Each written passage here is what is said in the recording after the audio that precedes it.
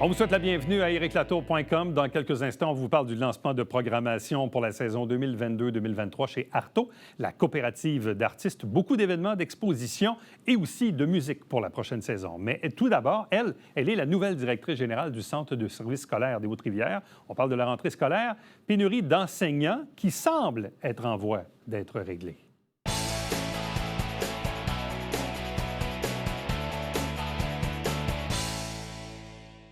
Le Centre de services scolaires des Hautes-Rivières a maintenant une nouvelle directrice générale en la personne de Marie-Claude Huberdeau, qui est avec nous. Bonjour, bienvenue. Merci. Et félicitations. Merci.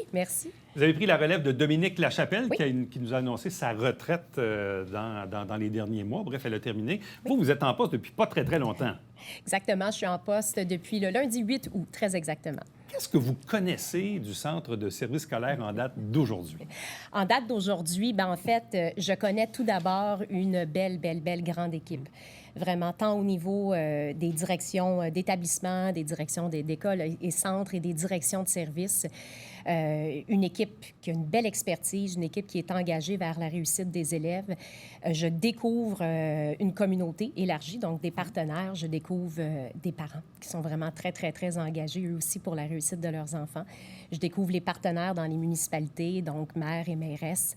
Donc, voilà, je suis vraiment en appropriation et j'ai choisi de faire cette appropriation-là en allant à la rencontre des gens, des principaux partenaires, des principaux acteurs. Bon, expliquez-nous un peu votre parcours. Vous venez d'où? Quel est votre chemin dans le monde de l'éducation pour que, ultimement, aujourd'hui, vous soyez à la tête d'un centre de services scolaires? Oui, tout à fait. Bien, je suis en éducation depuis 1999. Donc, tout d'abord, enseignante au secondaire d'histoire et de morale. Ensuite, j'ai été directrice adjointe dans 2 écoles secondaires différentes du Centre de services scolaires, anciennement Commission scolaire Marguerite-Bourgeois, à Montréal. J'ai été directrice d'une école secondaire, toujours dans ce centre de services-là. Ensuite, j'ai évolué au service éducatif. Et en 2018, je suis devenue directrice générale adjointe au Centre de services scolaires des Grandes Seigneuries, donc notre voisin, tout juste à côté. Et c'est ça. Après 4 ans là-bas en fonction, j'ai choisi de postuler pour ici, là, au poste de direction générale à Haute-Rivière. Donc, pour vous, c'est une première direction générale? Tout à fait, oui. Qu'est-ce qui fait qu'on passe d'enseignant à enseignante à gestionnaire? Parce que il y a des enseignants qui font ça toute leur vie et il y en a, comme vous, qui, à un certain moment, décident d'aller de l'autre côté du miroir et de commencer la route là, en direction d'école pour, ultimement, dans votre cas, vous, arriver à votre poste aujourd'hui. Qu'est-ce qui fait qu'on fait ce choix-là? En fait, dans mon cas, j'ai été encouragée à faire ça. Donc, une directrice d'une école, de mon école secondaire, qui était un peu ma mentor, quelqu'un que j'avais en très haute estime, m'a dit, écoute, je vois en toi des qualités de leader. Et puis, je me disais, mais je suis pas prête à sortir de ma salle de classe. J'aimais vraiment beaucoup le lien privilégié que j'avais avec mes élèves et avec les parents. Et elle m'a fait comprendre que j'aurais un plus grand impact. Que là, comme enseignante, j'avais un impact sur 200 élèves là, qui m'étaient confiés, mais que comme directrice adjointe, je pourrais avoir un impact sur tous les élèves des secteurs qui me seraient confiés. Et c'est vraiment ça qui m'a motivée parce que je me suis aperçue que même si on est en gestion, de l'autre côté, comme on dit, on a quand même des liens très directs avec nos parents puis nos élèves. Alors, c'est pour ça. Et quand on commence cette route-là à goûter à la direction d'une école et des postes supérieurs, est-ce qu'on se dit, un jour, je serai directrice générale d'un centre de services scolaires ou c'est vraiment le concours de circonstances qui vous amène là où vous êtes aujourd'hui? En fait, non, je me disais pas toujours que je serais un jour vous n'aviez directrice pas cette espèce générale. d'ambition, là? Non. En fait, l'ambition, j'en ai toujours eu au fur et à mesure que je découvrais qu'est-ce que j'aimais, qu'est-ce que j'appréciais. Et ce qui m'a toujours motivée, puis encore aujourd'hui, surtout aujourd'hui, c'est ce fameux impact-là. Les mêmes raisons qui m'ont poussée à quitter ma salle de classe pour aller en direction, ce sont les raisons qui m'ont poussée à passer de directrice générale adjointe à directrice générale. C'est travailler avec les gens et l'impact que j'avais dans une salle de classe, bien aujourd'hui, je sais que ça s'appelle une capacité de mobilisation et puis de ralliement. Et c'est vraiment toujours ça. Comment est-ce que je peux élargir ma patinoire de mobilisation de façon un petit peu plus large? C'est toujours ça qui m'a poussée à progresser dans ma carrière. Bon, le monde scolaire a vécu quand même un changement de structure important ces dernières années. Votre prédécesseur, évidemment, a vécu cette transition entre le modèle commission scolaire versus le modèle d'un centre de services scolaires. Vous l'avez probablement vécu aussi aux Grandes Seigneuries où vous étiez tout juste avant. Qu'est-ce que ça a changé dans les faits, ce changement de structure-là? Bien, qu'est-ce que ça a changé? En fait, c'est beaucoup au niveau de la gestion administrative. Est-ce que les gens dans les écoles vont s'apercevoir qu'il y a eu un changement? Les acteurs du milieu, peut-être pas. Mais c'est vraiment... comme le disait ma prédécesseur, en fait, c'est qu'on travaille encore pour la réussite. Ça, on va toujours travailler pour la réussite. C'est juste que c'est au niveau de la structure, de la gouvernance. Ici, on n'est plus dans un modèle d'élus, de représentants. On est vraiment dans un modèle où un conseil d'administration vient valider les grandes orientations. Donc, dans les faits, est-ce que les gens voient la différence dans les milieux? Non. Mais du côté administratif, dans la façon dont on gère, c'est deux mondes complètement différents. Oui, tout à fait. Mais les parents ont encore droit au chapitre, c'est-à-dire qu'il y a des conseils d'administration, il y a des périodes de questions. Donc, un parent qui aurait une question à poser, il peut la faire également dans cette structure-là. Les parents ont beaucoup de place dans la structure actuelle. En fait, la plupart des administrateurs chez nous sont des parents. Il y a des gens de la communauté, mais la vaste majorité sont des parents, dont notre président et notre vice-présidente. Puis dans les séances publiques, effectivement, il y a une question, il y a un point pour que les gens puissent venir s'exprimer, qu'ils soient parents ou membres de la communauté. Puis le reste de la structure est demeuré la même. Donc, au niveau des centres et des écoles, ce sont des conseils d'établissement où siègent des membres du personnel et des parents qui sont encore en fonction aussi. Qu'est-ce qui vous marque ou vous frappe de ce territoire des Hautes-Rivières? Vous étiez aux Grandes Seigneuries, vous avez vécu Marguerite-Bourgeoys à Montréal. Oui. Pour vous, qu'est-ce qui vous a marqué dans vos premières journées d'arrivée sur le territoire? Les liens de proximité. Oui. Oui, tout à fait. C'est sûr que la taille de l'organisation fait une différence. Je vous dirais que Grande Seigneurie et Haute-Rivière, c'est vraiment des organisations très, très similaires, tant du côté du territoire qui est à la fois rural et urbain. Donc, ça, c'est semblable. Ici, je dirais que vraiment la proximité, la facilité d'accès avec les parents, avec les maires, mairesses, avec les directeurs généraux des villes et des municipalités. Donc, c'est ce qui m'a frappée. Je m'y attendais, c'était comme ça du côté de Grande Seigneurie, mais vraiment, là, dès les premiers jours, j'ai pu le sentir de façon très concrète. Comment s'est passée votre première rentrée scolaire? Une rentrée scolaire, oui, il y a encore un peu de COVID à l'horizon, mais là, on est dans un modus operandi beaucoup plus normal. C'est la reprise du parascolaire, il n'y a plus de masques. Il n'y en a pas en ce moment, on espère. Mais bref, c'est une rentrée un peu plus normale. Comment l'avez-vous vécu, cette rentrée-là? Bien, en fait, je crois que les gens étaient tous, je suis convaincue, les gens étaient tous très contents qu'on puisse vivre une rentrée dite normale. Donc, les gens étaient très motivés, très, très engagés à revenir à l'école. On a eu des défis, on a eu des enjeux. Cette année, on dirait qu'une rentrée scolaire normale, finalement, ça n'existe peut-être pas. Donc, on peut penser ici à la négociation des contrats de transport. C'est tout est réglé, tout va très bien, mais quand même, il fallait se préparer pour ça. C'est quelque chose qui nous a occupés. Et puis, bien, la pénurie de personnel. Donc, ça, c'était nos priorités de gestion, je vous dirais. L'année dernière, c'était COVID. Cette année, c'était tourné vers le transport scolaire et la pénurie de personnel. Là, le transport scolaire, tout va bien? Tout va bien. Il y a dû avoir, j'imagine, des petits ajustements dans les premières journées. Absolument. Comme toujours, il y a des ajustements, des petits incidents sur le parcours. Donc, ça, pour nous, c'est une rentrée normale maintenant que c'est réglé. Mais la pénurie de personnel au niveau transport, est-ce qu'elle a un impact où on réussit à jongler avec les ressources qu'on a? En fait, ici, les employés, ce ne sont pas nos employés au niveau du transport scolaire, ce sont les employés de nos transporteurs.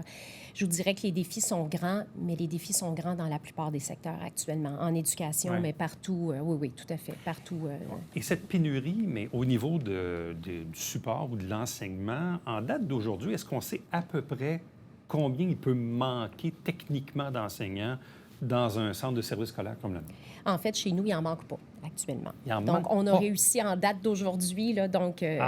Tous nos postes sont comblés. Maintenant, l'enjeu, c'est que les postes sont comblés. Toutefois, 25 de nos effectifs actuellement sont soit novices, donc ont moins de 2 ans d'expérience en salle de classe. Oui, sont soit novices ou n'ont pas de brevet d'enseignement, ne sont pas détenteurs. Ici, je vous dirais, on ne fait pas bande à part. C'est le portrait. Moi, je regarde toujours chez nous, mais c'est le portrait de la province. Donc, oui, il y a des gens qui sont là.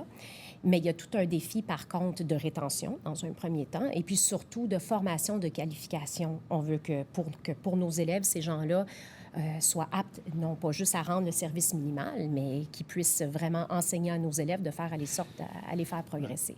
Moi, je suis abonné à quelques pages Facebook de certaines de nos écoles sur le territoire, puis évidemment, j'ai vu passer à certains moments, là, bon, on a besoin d'un tel, on a besoin de ça, on a besoin de ça. Bon, là, je comprends que vous semblez complet en date d'aujourd'hui. Mais est-ce que vous avez encore des besoins particuliers c'est peut-être pas en enseignement, c'est peut-être dans d'autres postes également, mais avez-vous en ce moment quand même besoin de faire du recrutement dans certains secteurs? C'est constant, parce que là, je vous dis que mes postes sont comblés, je pourrais rentrer... Ça, c'est aujourd'hui, mais demain, on ne sait pas. En fait, je vous dirais même que c'est à 13 heures, très exactement à l'heure où on est là. Ouais.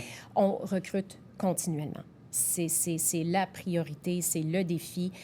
Pour répondre à votre question, c'est un petit peu plus difficile actuellement au niveau de notre personnel de soutien dans divers corps d'emploi. Je pense entre autres au service de garde, personnel professionnel aussi. Donc, il faut non seulement recruter, il faut être créatif, il faut réorganiser les services différemment pour être capable de répondre aux besoins des milieux et combler les postes. Puis là aussi, on comble, mais on a des gens qui ne sont pas nécessairement qualifiés, donc il faut former également. Bon, tantôt, je faisais allusion brièvement à la COVID. Bon, elle existe encore. On a encore des parents, des amis qui l'ont, là. Comment ça se gère dans les écoles ou comment ça va se gérer pour la saison 22-23? Bien, en fait, on monitore l'absentéisme des élèves de façon très, très, très vigilante pour être certain. C'est souvent le premier indicateur. Quand l'absentéisme part en hausse, ça nous donne une idée de la situation épidémiologique. Et puis, je vous dirais qu'on est en vigie constante parce qu'on est bien conscient que là, c'est une rentrée normale, mais qu'il y aurait peut-être, parfois, selon la situation, un rehaussement des mesures sanitaires ou autres. Donc, on est bien accompagné au niveau du ministère. Je vous dirais, oui, très bien accompagné à ce sujet-là. On ne le souhaite pas, mais il pourrait y avoir une éclosion X, Y, Z dans un milieu précis. Puis là, Effectivement. Et là, c'est du connu, c'est des règles. C'est un film dans lequel on a joué déjà, mais on ne souhaite pas aller là, mais s'il le fallait... On connaît les bonnes pratiques. On pourrait revenir à ces anciennes habitudes, oui. Bon. Autre sujet, je comprends que vous êtes en poste depuis à peine un mois et demi, là, donc évidemment, je comprends que vous ne connaissez pas tous les enjeux, mais bon, on est en campagne électorale. Des fois, c'est le bon temps de sortir la liste d'épicerie. Votre prédécesseur l'avait déjà sorti avec... On a besoin d'une école primaire, puis d'une école secondaire à Saint-Luc, puis un centre de formation professionnelle, ce qui pourrait libérer de l'espace à la polyvalente. Oui, tout à fait. Il y a vos amis du cégep qui demandent un agrandissement aussi. Fait que, donc, la liste d'épicerie est assez pleine en éducation. Est-ce qu'on a bon espoir d'arriver à faire pousser ces enjeux-là, ces demandes-là, peu importe le parti qui sera élu le 3 octobre? Là?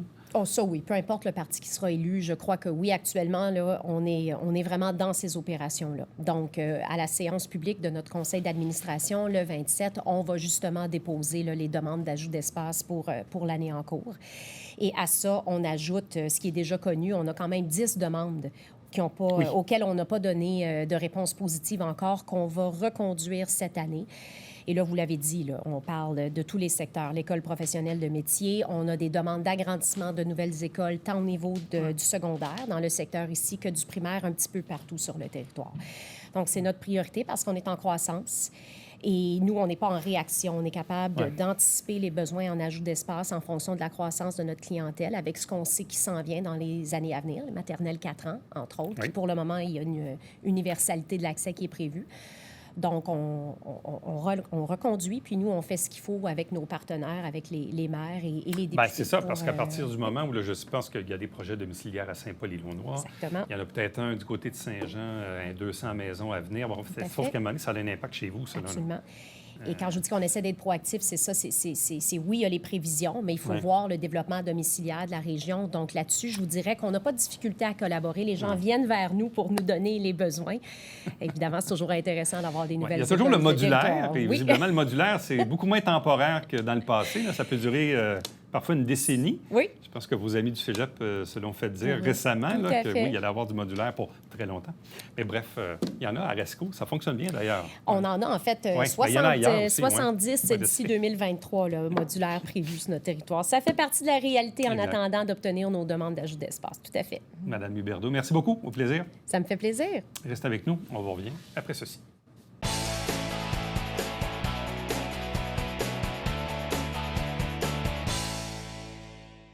Salut, ici Alexandre Baudouin. Et François Trépanier. François, on court à Sport Express cette semaine. Absolument. Invité de marque, il a couru 52 demi-marathons en 52 semaines. Patrick Barrière est avec nous. Juste le dire, je suis essoufflé. Moi aussi. Ne manquez pas ça. Mesdames et messieurs, bon matin et bienvenue à votre télébingo sur les ondes de télévision du Haut-Richelieu. Vous aimeriez jouer au bingo dans le confort de votre foyer? C'est possible. Tous les dimanches matins, 9h30, à la télévision du Haut-Richelieu, maintenant en haute définition au 609. Pour vous procurer les livrets du Télébingo, c'est facile. Consultez la liste de nos 30 dépositaires au www.tvhr9.com.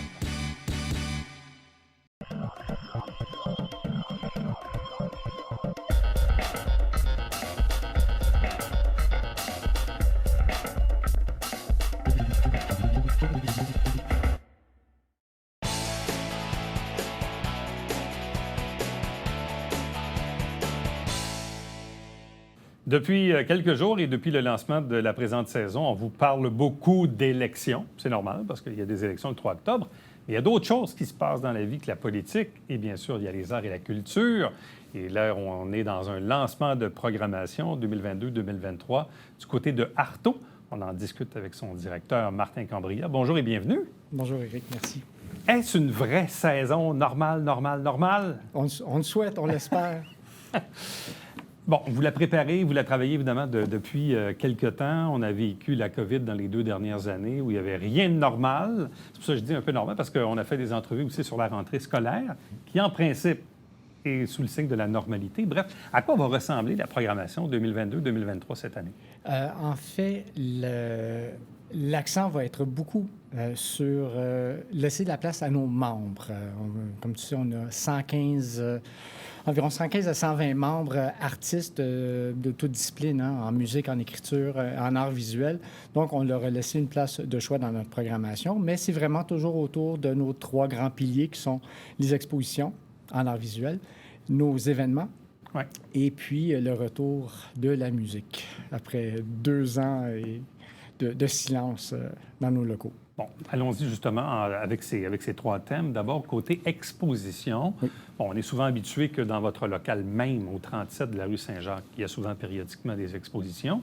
Il y a aussi des événements, on pourra en reparler un peu plus tard, mais ou même d'autres endroits dans la ville où parfois certains de vos membres exposent. Donc, quel est un peu votre canevas, votre calendrier par rapport aux expositions?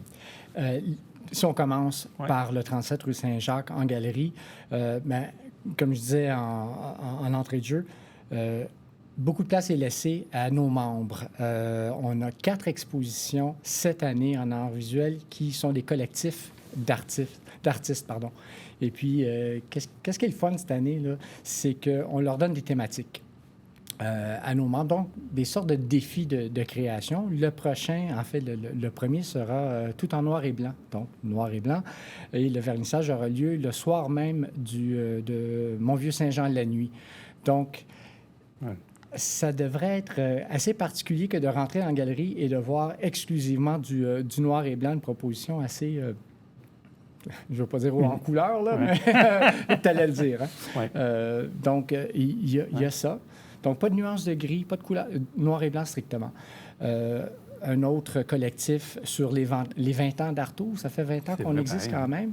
Un autre sur Riopelle. On célèbre les 100 ans de Riopelle un peu partout au Québec. Donc, on entre dans cette dynamique-là, nous également. Il a laissé une marque tellement importante sur la scène des arts au Québec. Et aussi, au mois de mars, un hommage à la femme. C'est le mois de la Journée internationale des femmes. De la Journée internationale du droit de la femme, exactement. Aussi, il y a des artistes invités. Présentement, on a l'exposition « Et toi » de Roselyne Lecourt, qui donne sur le sujet de la pédophilie, mais traité avec tellement de sensibilité en utilisant les contes d'enfants et des images vraiment douces et sensibles, mais quand même un sujet encore d'actualité, le mouvement MeToo. Christine Marchand va nous présenter Nos saisons réciproques, un hommage à une de ses amies poète, Hélène Langlois, son nom, je crois. Et le dernier, à l'hiver, on présentera un trio de photographes qui traitent de la photo, mais en abstrait. Donc, quelque chose d'assez inusité. On n'a pas assez de photos chez Arto, donc ça va être on au en rendez-vous. profite. Oui, je trouvais, en tout cas, je le dis en passant, mais je trouvais l'idée intéressante de faire votre lancement le soir même de Mont-Vieux-Saint-Jean la nuit, donc un événement qui va revenir après 2 ans d'absence, 15 octobre, si je me rappelle bien. Exactement. Je trouve ça intéressant parce qu'en même temps, ça amène beaucoup de monde durant cette soirée-là où généralement les commerces sont fermés. Or, là, les commerces sont ouverts, votre galerie sera ouverte, donc c'est un bon moment pour connecter, disons, avec le public. Donc, il y a le volet des expositions, il y a le volet des événements, parce que là aussi, puis je le disais, bon, avec la COVID, il y a eu peu ou pas d'événements ou des événements différents. Donc, quels seront les principaux événements pour cette saison? On revient avec nos mêmes événements, mais avec des formules dynamisées, si on veut. On vient tout juste de faire le Symposium d'art du Haut-Richelieu, Oui. qu'on avait déplacé au mois de septembre, mais faites à noter qu'on... les grands formats qui ont été créés pendant ce symposium seront exposés au domaine Trinity, donc au Centre culturel du domaine Trinity. Le vernissage se fait le 23, donc vendredi prochain. Grand changement, c'est la rencontre des arts qu'on présentait octobre-novembre d'habitude. Oui. On le présente maintenant au mois d'avril. Au mois d'avril? Exactement. Ah oui? On croyait que le moment propice d'en faire un événement printanier. Mais on se donne la chance aussi, on se donne un peu de temps d'actualiser la formule. On veut créer plein de surprises pour les visiteurs, rehausser l'expérience, autant pour les artistes, pour les visiteurs, et vraiment de revoir la présentation de cet événement-là pour que ça soit vraiment plus au goût du jour. Est-ce que vous souhaitez toujours tenir l'événement dans l'enceinte du Collège militaire? Oui, effectivement. Oui. OK. Mais au mois d'avril? Au mois d'avril, fin avril, du 28 au 30 avril. C'est intéressant de le dire et de le dire maintenant parce qu'encore là, les gens aussi recréent leurs habitudes et leurs routines. Oui. Profondément convaincus qu'il y en a plusieurs qui disent oui, la rencontre des arts, ça va être cet automne, comme d'habitude. On dit avril. On change beaucoup de choses, oui. Bon, outre le symposium dont on parlait, la rencontre des arts qui est repoussée évidemment au printemps, est-ce qu'il y a d'autres événements aussi en préparation? Et il y a toujours la ruée vers l'art qui, elle, sera au mois de juin. C'est la visite d'atelier des artistes. Ouais. Ça aussi, on se donne le temps de peut-être revoir la formule pour peut-être ajouter un volet extérieur. Parce que là, si je ne me trompe pas, la ruée vers l'art, il n'y en a pas eu depuis... Non, on l'a fait, la ruée. Vous l'avez faite quand même? Oui. On a fait la ruée vers l'art au mois de mai dernier. Ouais. Et l'année passée, on l'avait rebaptisé, si on veut, à ciel ouvert, parce qu'à cause des mesures sanitaires, les artistes accueillaient le public, mais... À l'extérieur. À l'extérieur, dans la cour, sur le balcon, etc. OK. Et la rencontre des arts, elle s'est tenue ou pas? Oui, on l'a fait en novembre dernier. Vous l'avez fait, c'est ça? Oui, tout à fait. Exactement. OK. Dans le fond, vous avez pris une pause d'un an, dans le fond, presque. On n'a pas pris tant de pause que ça. Non, vous êtes resté actif, mais je veux dire de pause de cet événement-là. Oui. Et je voulais finir de répondre à ta question initiale sur les expositions. On maintient, bien sûr, nos expositions à la Bibliothèque Saint-Luc, au Salon Rouge et aussi au complexe Le Sieur. Donc oui, c'est vrai que nos membres peuvent créer des événements là, à l'extérieur même de votre galerie habituelle. Voilà. Bon.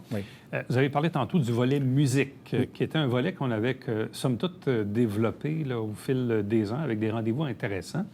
Il y avait même les soirées jazz qui avaient pris naissance chez Artaud, il y a longtemps de ça. Mais quand même, on avait des talents locaux, des talents émergents qui nous offraient des propositions tout à fait uniques dans une salle tout à fait intimiste qui avait sa couleur. Là, dans les 2 dernières années, des événements musique, est-ce qu'il y en a eu? Bien, pas vraiment. On n'a pas pu. Ça a été très difficile de réunir ou de remplir la salle. Puis même, là, on souhaite que la tendance... que la tendance positive se maintienne, qu'on puisse continuer de réunir les gens parce que, oui, on a une belle... on a un beau programme en musique et ce sont, oui, surtout des groupes de Saint-Jean qu'on va accueillir. Donc, Bill Boquet, Hélium Cosmique, Slater et Fils et Bleu Bémol. Donc, une variété de styles. On parle de jazz, on parle de pop-rock, on parle de musique... surtout axée francophone, mais vraiment là, d'origine d'ici, puis pour tous les goûts. En fait, c'est ce qu'on cherche à faire découvrir notre salle au plus grand nombre de personnes possible. Donc, on aurait 4 événements musicaux cette année? Il y en a plus que ça parce que, comme je dis, on donne beaucoup de place à nos membres cette année dans la programmation. Il y aura 4 autres événements. En musique, 4 autres spectacles qui vont être offerts par nos membres musiciens d'Artaud, dont notamment un karaoké au profit de l'Étoile, la pédiatrie sociale, Donc, on va inviter Éric à venir chanter. Pour la cause. Pour sa cause, oui, effectivement. Je vais y aller si Éric Christensen chante avec moi. Exactement. Puis il y a les jeunes du cégep aussi. Je n'ai pas de programme en musique au cégep, mais c'est pas grave. Il y a des talents en musique là qu'on va leur offrir notre scène. Bon, et les événements à caractère musicaux seront présentés à quel moment dans l'année? Est-ce qu'il y a une soirée en particulier que vous visez? C'est souvent les vendredis. La programmation est sur notre site web. Je pourrais vous défiler les dates, mais... Non, on comprend, là. Mais OK. Donc, principalement les vendredis soirs. Exactement. Où les événements donc, musicaux là, seraient présentés à ce moment-là. Mais oui, effectivement, les gens doivent aller sur cooparto.com pour avoir l'ensemble de la programmation. Les événements, les expositions, les événements à caractère musicaux, les spectacles, bref, tout ça est là. C'est quand même une bonne grille, c'est une bonne programmation, c'est beaucoup de travail. La bâtir, oui, mais l'exécuter ensuite aussi. Ça, c'est les choses que l'on programme, qu'on offre en programmation annoncée, mais au fil des semaines et des mois, il y a toujours des activités qui se greffent. Donc, des ateliers d'écriture, notamment, il y en a chaque mois. Ouais. Donc, il peut toujours se rajouter des choses. Si vous suivez notre page Facebook, ces ajouts-là sont publiés. Bon, c'est important que les arts et la culture soient bien représentés, que tout ceci soit très actif dans la communauté, d'autant qu'on a vécu 2 ans plutôt particuliers avec la COVID. Sentez-vous que vos membres, comme on dit, ont hâte de reprendre... le collier sur une base plus régulière, disons? Si l'exposition noir et blanc est un indicateur, la réponse est oui. Il y a plus de 50 artistes qui ont levé la main pour dire « Hey, moi, je veux participer à cette exposition-là. » Donc, on devrait avoir beaucoup d'œuvres sur les murs. En fait, on va avoir de la difficulté à tout rentrer, mais tout va rentrer. Donc, Arto, c'est 115, à peu près 115-120 membres, très, très, très actifs. Donc, un lancement de programmation 2022-2023 axé sur leur donner beaucoup, beaucoup de visibilité dans cette année-là. Donc, allez sur cooparto.com pour avoir tous les détails de la programmation 22-23. Merci beaucoup. Merci, Éric. Restez avec nous. On vous revient après ceci.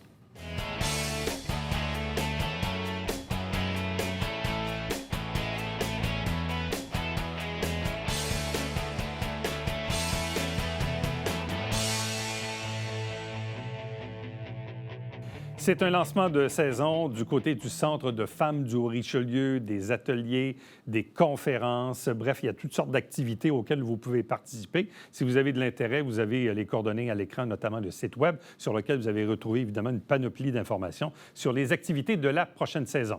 Entre-temps, nous, on se donne rendez-vous demain, le prochain rendez-vous d'ériclatour.com.